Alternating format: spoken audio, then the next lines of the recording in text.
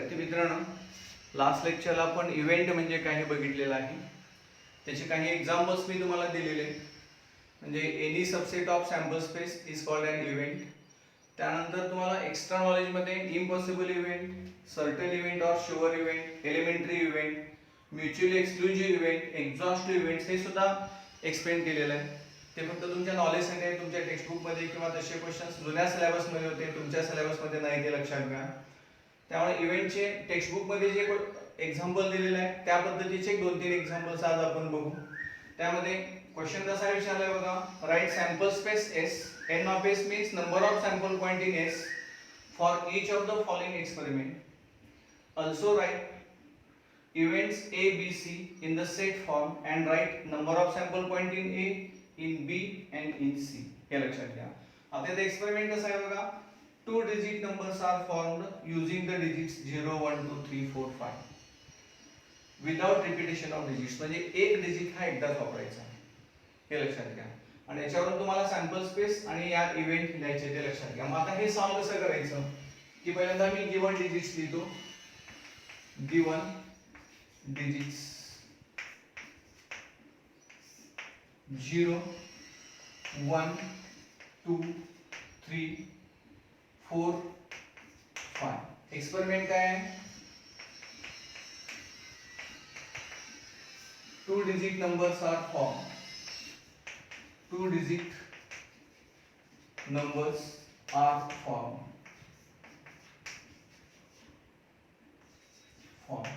Therefore sample space कसा लिहायचा बघा, sample space S is equal to, तर कशा नंबर येणार, 0 आहे, हा 0 10 स्पेसला आल्यानंतर 2 डिजिट नंबर होणार का, नाही. त्या 0 हा 10 स्पेसला येणार नाही, लक्षात घ्या. आणि repetition of digit not allowed, या दोन प्रिकॉशन घेऊन आपण नंबर तयार करू. आता पहिल्यांदा 1 10 स्पेसला घेऊन किती नंबर तयार करतो बघू आपण. 1 0, 1 2, 1 3, 1 4, 1 5. त्यानंतर 2 0, 2 1, 2 3, 2 4, 2 5. 3 घ्या 10 स्पेसला, 3 0, 3 1, 3 2, 3 4, 3 5. 4 घ्या 10 स्पेसला, 4 0, 4 1, 4 2, 4 3, 4 5. आणि 5 घ्या 10 स्पेसला, 5 0, 5 1, 5 2, 5 3, 5 4, 5 5 येणार नाही, कारण रिपीटेशन अलाउड नाही.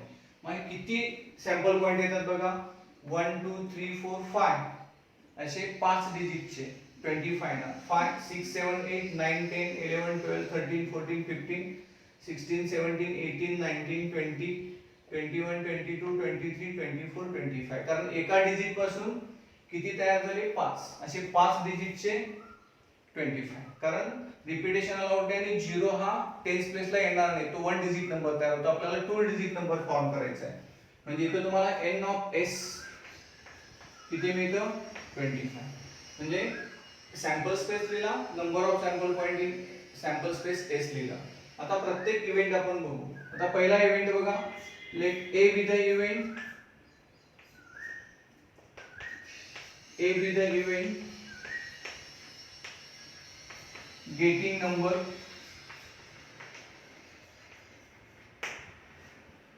is even.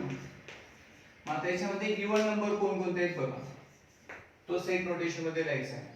इवन नंबर म्हणजे काय, 10 स्पेसला 0 आणि मल्टिपल ऑफ 2 असेल तर तो इवन नंबर घेतो, किंवा मल्टिपल ऑफ 2 असेल तर त्याला आपण इवन नंबर म्हणतो. काय, ज्या नंबरला 2 ने भाग होतो, division by 2 is also called even number. मग इथं 10 12 14 हे 3 येतात. 20 24 इथं 2 येतात. 30 32 34. त्यानंतर 40 42 हे 2 येतात, त्याच्यामध्ये 40 42. त्यानंतर 50 52 आणि 54. बघा हे इवन नंबर किती येतात चेक करा, 1 2 3 4 5 6 7 8 9 10 11 12 13 म्हणजे n ऑफ a तुम्हाला मिळतं 13. त्यानंतर दुसरा इव्हेंट बघा, late b be the event getting number काय सांगितलेलं आहे, डिव्हिजिबल बाय 3, डिव्हिजिबल बाय 3. आता इथे मल्टिपल ऑफ 3 म्हटलं तरी पण तोच सेट येणार आहे, लक्षात घ्या. मल्टिपल ऑफ 3 आणि डिव्हिजिबल बाय 3 दोन्ही तुम्हाला सेट तेच मिळतात. मग आता याच्यामध्ये 3 न भाग जाणारे कोणकोणते आहेत बघा, 12 15 21 24 30, त्यानंतर 42 45 51 आणि 54. किती येतात बघा, 1 2 3 4 5 6 7 8 9. म्हणजे तुम्हाला n ऑफ b किती मिळतं, 9. त्यानंतर तिसरा event, let c be the event getting number काय सांगितलेलं आहे, ग्रेटर दॅन 50, ग्रेटर दॅन 50. आता 50 पेक्षा मोठा असणारा नंबर कोणकोणते आहेत बघा, 51 52 53 54. म्हणजे एकूण n ऑफ c. म्हणजे अतिशय सिंपल क्वेश्चन आहे. यामध्ये काय काय लिहायला सांगितलेलं आहे, एक्सपेरिमेंटचा sample space, number of sample point in sample space s, हे 3 इव्हेंट लिहायचे आणि ते सेट नोटेशन मध्ये लिहायचे, लक्षात घ्या. आणि n of a, n of b, n of c हे लिहायचं. या पद्धतीने कोणता इव्हेंट जर विचारला, हे काय एवढं मोठं एक्झाम्पल विचारत नाही. 2 पॉइंट असतील तर 2 मार्काला, 3 पॉइंट विचारले असतील तर 3 मार्काला विचारतात, ते लक्षात घ्या. काही वेळा 4 मार्काला सुद्धा यावरची क्वेश्चन विचारला जाऊ शकतो. जे मार्किंग स्कीम बोर्डाने दिलेलं आहे त्याच्यामध्ये 1-2 मार्काची फ्लेक्सिबिलिटी असते, लक्षात घ्या. कळलं? त्यानंतर नेक्स्ट एक्झाम्पल देतो.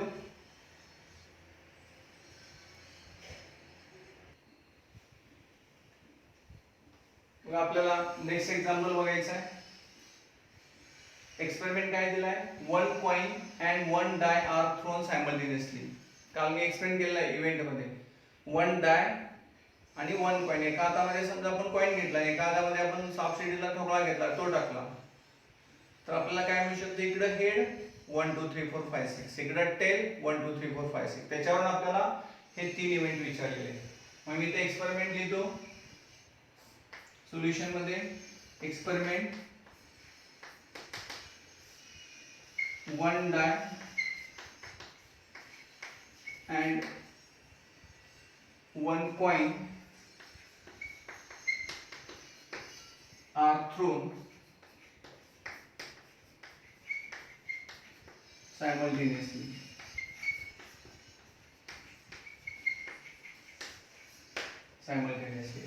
सॅम्पल स्पेस आपण लिहू.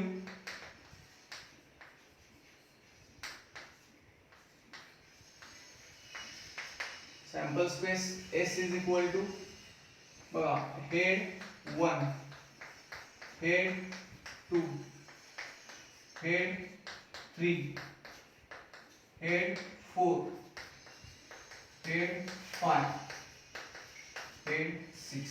तसं पहिल्या कॉइन वरती tail 1 2 3 4 5 6, tail 1, tail 2, tail 3, tail 4, tail 5 आणि टेल 6, टेल 6. म्हणजे इथे n ऑफ s तुम्हाला किती मिळतं, 12. n ऑफ s 12 मिळतं. आता यामध्ये आपण प्रत्येक इव्हेंट लिहू. Let a be the event getting काय म्हटले बघा, head and odd number, head and odd number. मग आता याच्यामध्ये हेड आणि ऑड नंबर पाहिजे. H1 H3 बघा, हेड ऑड नंबर आणि H5 या तीनच केसेस येतात. म्हणजे n of A 3. Second, let B be the event getting number on upper face to get head or tail, getting head or tail and an even number. even number. आता याचं meaning काय बघा, हा event कसा विचारलाय, B the event getting head or tail, म्हणजे coin वरती head किंवा टेल चालतं, मात्र सेकंड काय पाहिजे, इवन नंबर पाहिजे. डाइस वरती अप्पर फेस वरती काय पाहिजे, डाय वरती इवन नंबर पाहिजे. मग इथं आपण असं लिहू, इवन नंबर H2 H4, याच्यामध्ये H2 H4 आणि H6 हे तीन. तसंच टेल वरती T2 T4 T6. म्हणजे इथे तुम्हाला n ऑफ B किती मिळतं, 6 मिळतं. हे तीन आणि हे तीन. बघा, हेड और टेल आहे, हेड किंवा टेल चालतं, आणि डाय वरती काय पाहिजे, इवन नंबर पाहिजे. 2 4 6, याच्यामध्ये 2 4 6 हे इवन नंबर आहे. त्यानंतर तिसरा event, let C be the event getting number greater than 7 and बघा, number greater than 7 and tail on coin.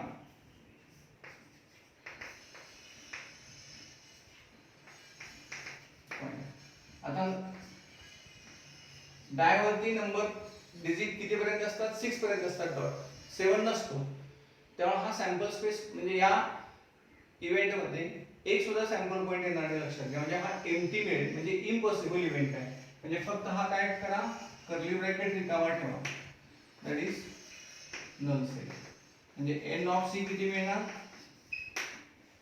0. लक्षात आलं. या टाइपचा आपण आणखी एक एक्झाम्पल बघू.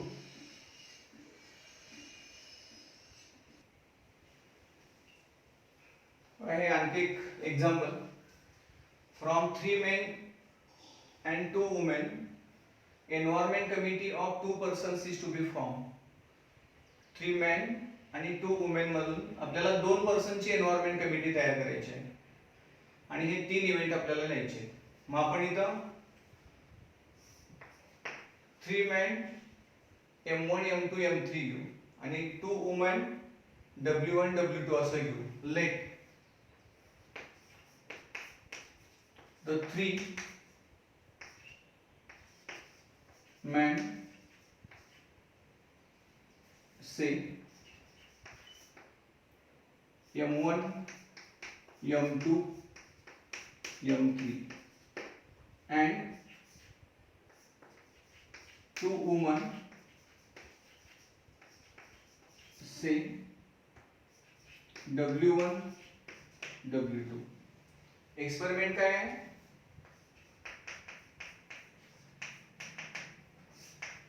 a committee of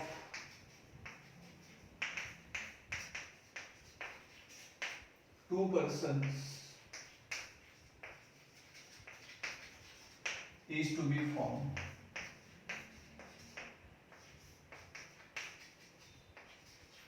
Is to be formed. मग आता सॅम्पल स्पेस कसा येणार बघा,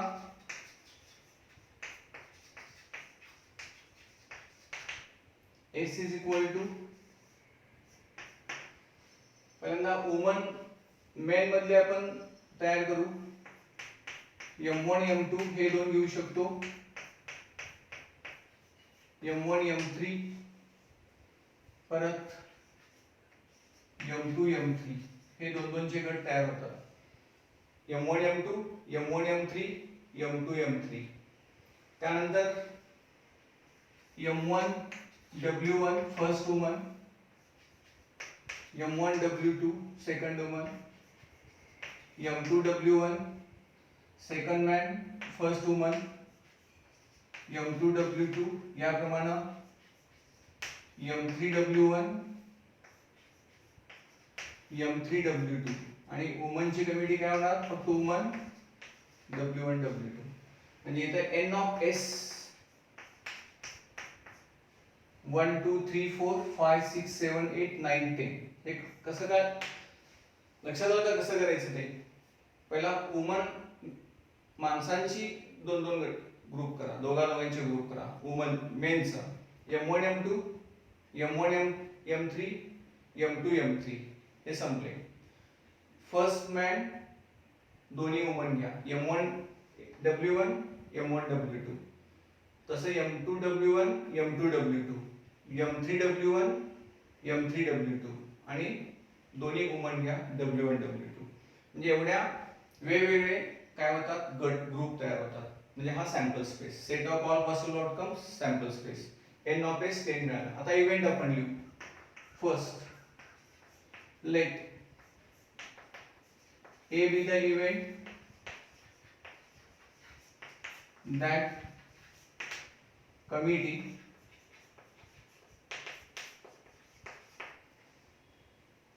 contains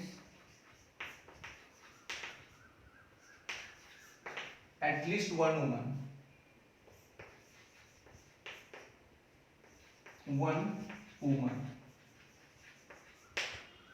आता लास्ट लेक्चरला पण सांगितलं ऍटलिस्ट म्हणजे काय? कमीत कमी. पास होण्यासाठी मार्क कमीत कमी किती लागतात? 35. कालच एक्सप्लेन केले. 36 पडला तर नापास नाही, 100 पर्यंत तुम्ही गेला तरी चालतं. ऍटलिस्ट म्हणजे कमीत कमी, कमीत कमी एक वुमन पाहिजे. अशी दोन वुमन असले तरी चालतात. मग कोण कोण देतात बघा? M1 W1 M1 W2 M2 W1 M2 W2. त्यानंतर M3 W1 M3 W2 इथपर्यंत आणि W1 W2 W1 W2. हे असे आपण याच्यामध्ये घेतले की त्याच्यामध्ये कमीत कमी एक वुमन आहेच. हे फक्त येणार नाही की ज्याच्यामध्ये प्युअर मेन आहे. त्या किती केसेस झाल्या बघा? 1 2 3 4 5 6 7. म्हणजे N of A we get 7. Second event आपण बघू. Let B be the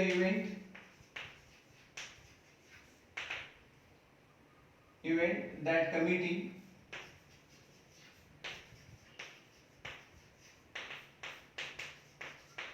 contains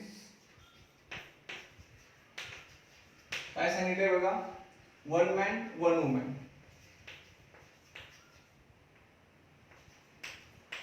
and one woman.